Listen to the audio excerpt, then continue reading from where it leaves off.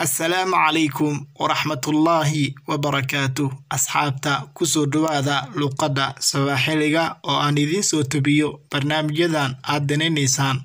فضلا لايكتا أناغا حسديني عشرة كاما حسديني فضلا سبسكرايب سارو هداد نوغو عصبتاي نوغو صبير برتينا يوتيوب كا ما أنت عشر كينو حقوسيا عشر مهمسان عشر كاسي او يهاي دعضو haddaba waxaad xasuusataan dhacdooyinka aan soo qaadanay oo ay kala ahaayeen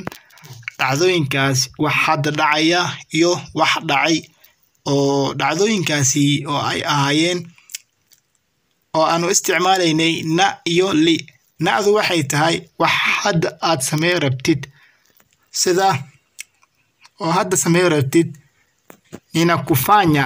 waxaan sameynayaa waan sameeyay markaad dhiratid nilifanya aad isticmaalaysi tan waxay tahay dhacdo wali aan dhicin oo kugu soo food leh oo kugu soo wajahan sida waan ku dili doonaa cuntada ayaan cuni doonaa dhacdadan waa sidaasi sida tusaale nitakulala mapema waxaan hurdi doonaa iyow ayaan hurdi doonaa nitakuambia kitu wax ayaan ku sheegi doonaa nitakuwa na wewe adiga ayaan kula jiraa adiga ayaan garabkaaga ahay nitasafiri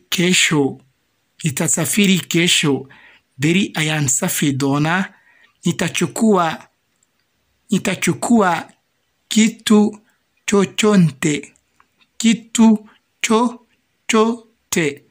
chochote wax waliba ayaan qaadi doonaa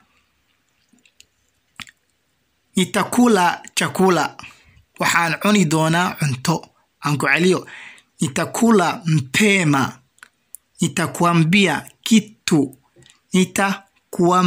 kitu nitakuwa na wewe nitasafiri kesho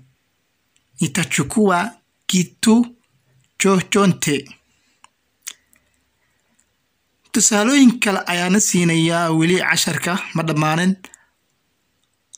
Markaad ka hadlaysid qof kale adaa iska hadlaysid mugtahay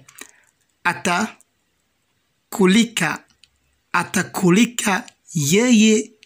ya yumba yake mpya mapaya mades mpya atakulika yeye ya yumba yake mpya waxay igu cazumi doontaa gurigeeda cusub ama wuxuu igu cazumi doonaa atafundisha maneno ya Kiswahili wuxuu ibari doonaa ereyo Swahili ah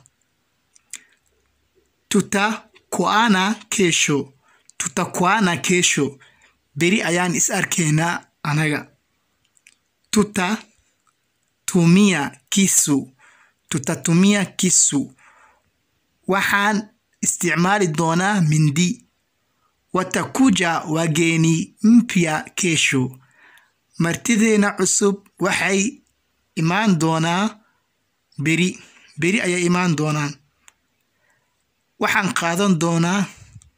sheeko aan soo dhexgelin doonaa cashar kale ayaa noogu xigo asagoo diidmo ah asagoo su'aal laga dhigayo